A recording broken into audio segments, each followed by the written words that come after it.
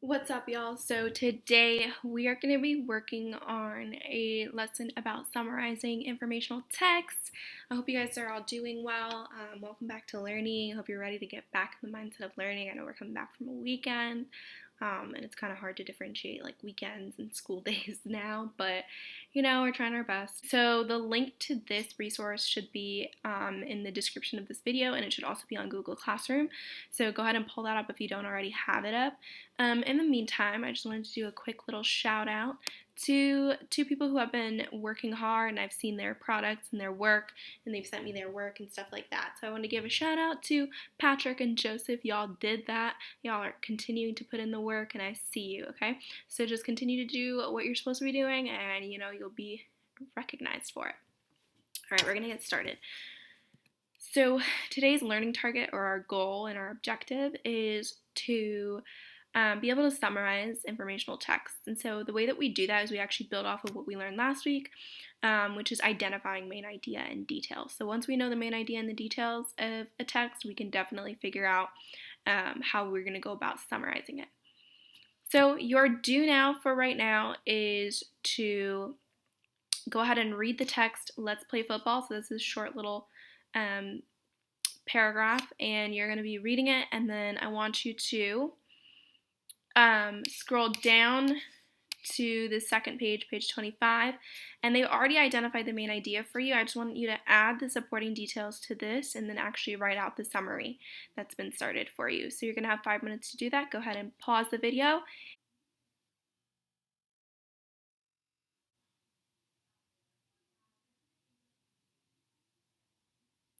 Alrighty, y'all. So when you did that, you should have come up with something like this. So soccer is the most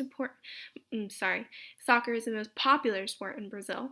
And so the first key detail was that the Brazilian national soccer team is a world champion, right?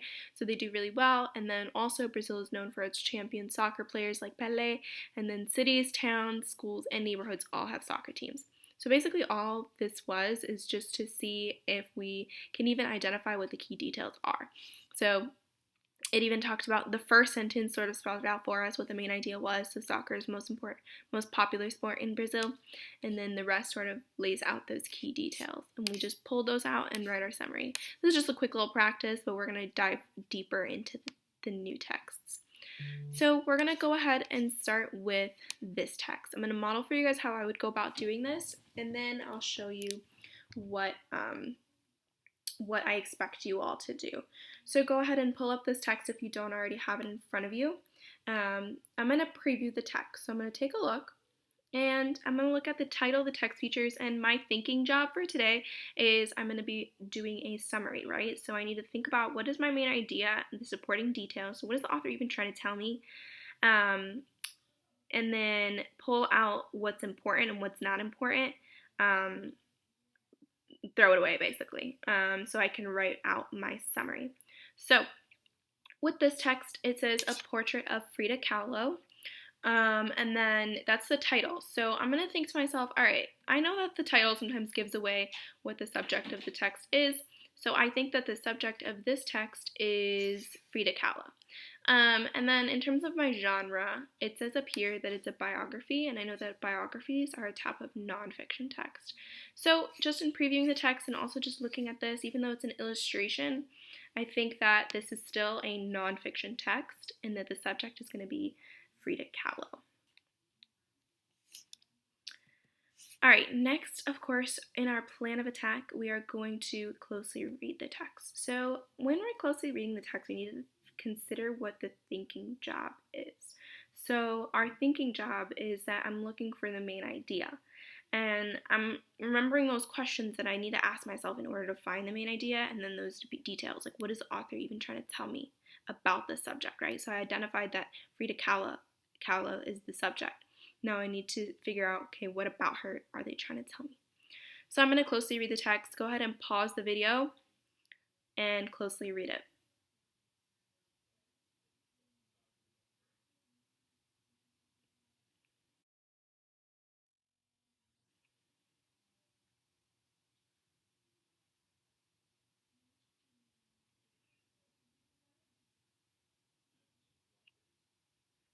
now next step is to sort of just kind of break down the text to figure out what the main idea is. So obviously the text is mainly about, so when I'm answering this question, what is the text mainly about? It's about Frida Kahlo, but what about her? So like, who is Frida Kahlo? According to this text, she was an artist. And it says this here. This is how Frida Kahlo, one of the most famous Mexican artists, began her career. And then what is the author trying to tell me about that subject? I think that the text talked a lot about self-portraits. Like almost every paragraph touched on the fact that she made self-portraits. So I think it has to do with the fact that she created self-portraits, and like the author's message probably has to do with why she even created self-portraits, right? So what is the text mainly about? Like I said, the text was mostly about Frida Kahlo. And then what is the author trying to tell me about that subject? The author mainly, sorry, this is they, but the author mainly focused on how she's a Mexican artist who made a lot of self-portraits. And I got that by just sort of seeing what it talked about a lot. And it talked about her self-portraits.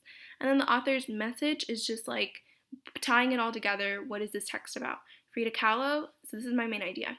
Frida Kahlo, a famous Mexican artist, is best known for her self-portraits. And I can see that in this. Remember that my main idea should apply to all of these paragraphs. And in this paragraph, it sort of lays out for us she's a famous Mexican artist. Here it talks about her self-portraits. And this paragraph talked about what she painted about in terms of her self-portraits.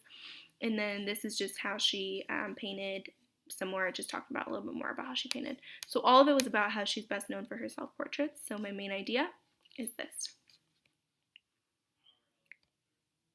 Alright, so now what? We have our main idea. We're sitting here like, okay, so my target or my objective for today was to see how to summarize, right? So when I'm summarizing the text, I need to identify the main idea and the supporting details.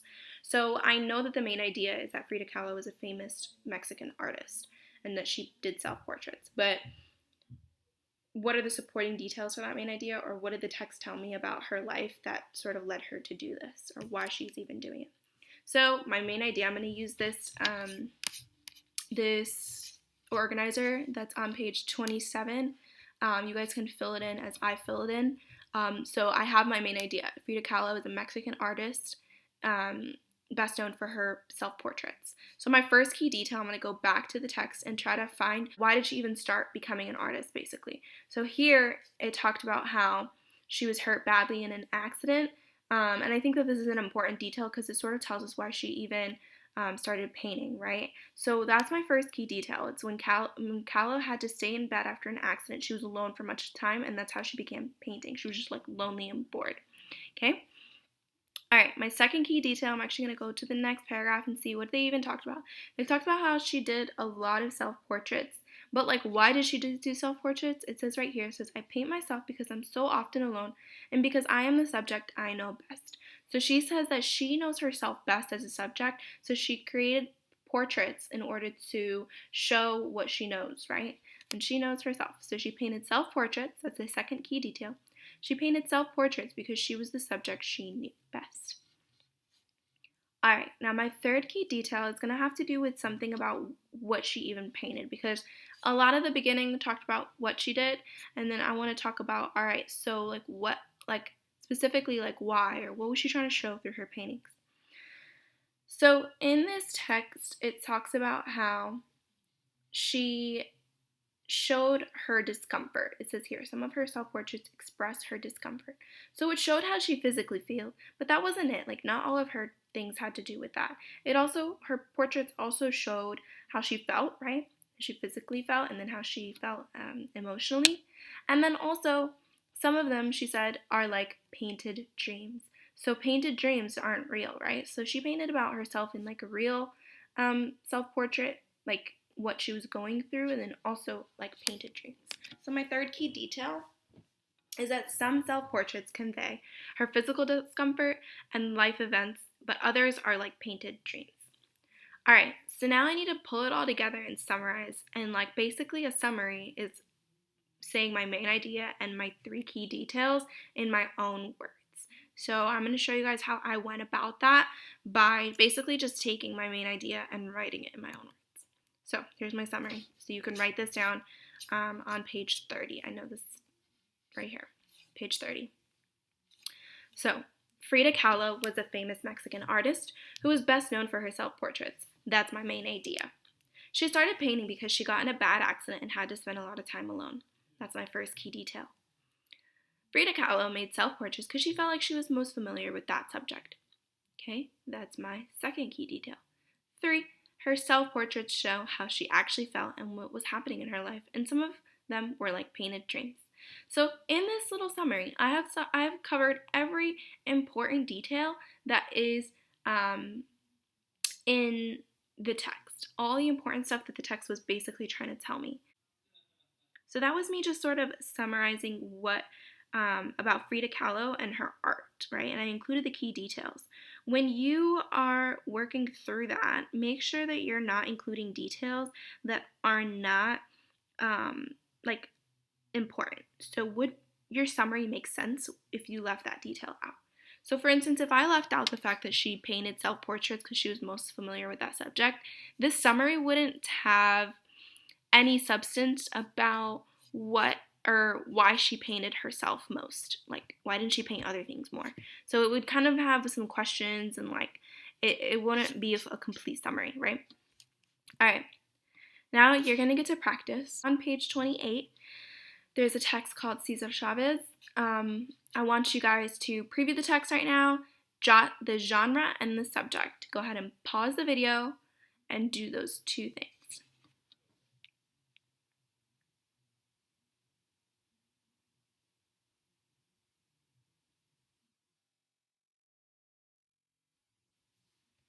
All right, when you jotted the genre and the subject, it should be nonfiction, and Cesar Chavez is our subject, because not only is that the title and like that's it, it's also a picture here. This illustration has like a postcard or a postal. Oh my gosh, I'm blanking on the word stamp. A postal stamp with the word Cesar Chavez on it, right? So that obviously this text is going to be about him, whoever that is, right? And we're going to learn more about him.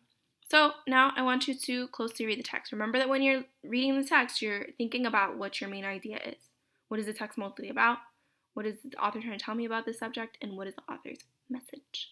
Go ahead and pause the video and do that.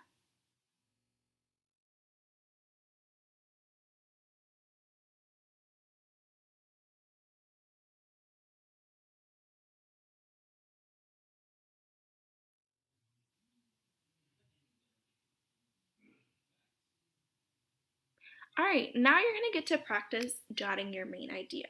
So your main idea needs to answer the question, what was the text mainly about, and what was the author trying to tell us about that subject?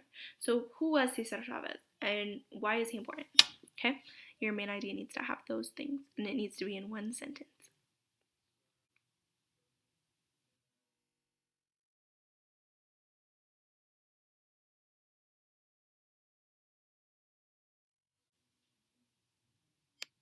All right, your main idea should look something like this. Cesar Chavez was an important leader in the fight for the rights of migrant farm workers. That's because all of this text talks about how he is an important leader in the labor, in like migrant workers, right? Farm workers specifically.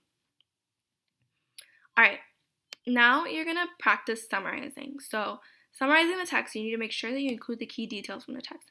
What are the 3 important things that this text is trying to tell us about Cesar Chavez or about how he got into the work that he did?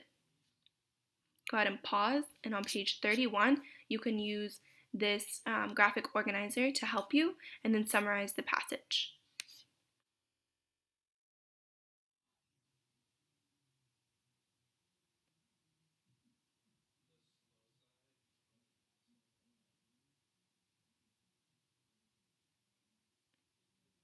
Your summary should look something like this.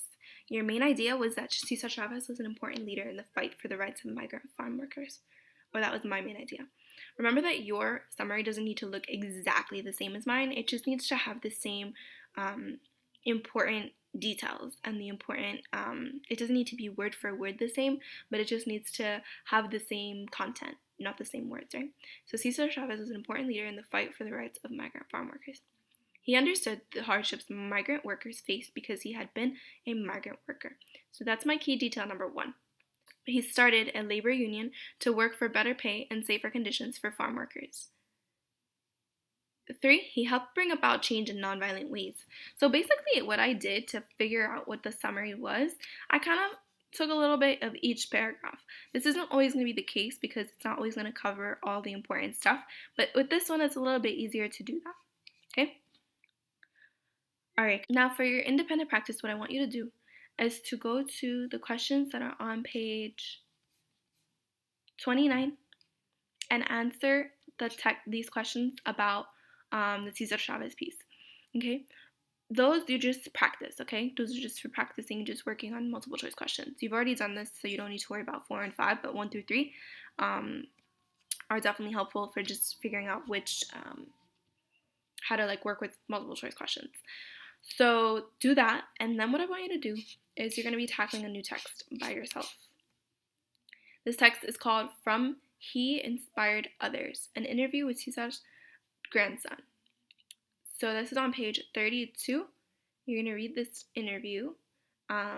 It's page 32, 33, and 34. You're going to preview the text, closely read it, and jot the main idea. Then you're going to answer the questions that are on page 35, which is this page, and 36, and 37. What I want you to submit on Google Classroom as an assignment, and I'm going to be grading these, is the short response and the learning target. So I want to make sure that you guys understand why we're doing this. So this is the learning target question, and the short response is basically just a summary of what the text was saying. Okay, so I hope you guys feel like you learned something in terms of summarizing. Remember that a summary doesn't need to include every single detail, it just needs to include the important ones that support the main idea. So when you are thinking, is this the right detail to include? Think about, okay, would my summary make sense if I did not include this? Would it have all of the important stuff in the text if I did not include this? If your answer is yes, then you don't need to include it. If your answer is no, then that means you need to include that detail. When the text is about someone, you need to make sure you're talking about who that person was and why they're important. Okay? All right, guys. Hope you guys enjoyed this lesson, and I'll catch y'all next time.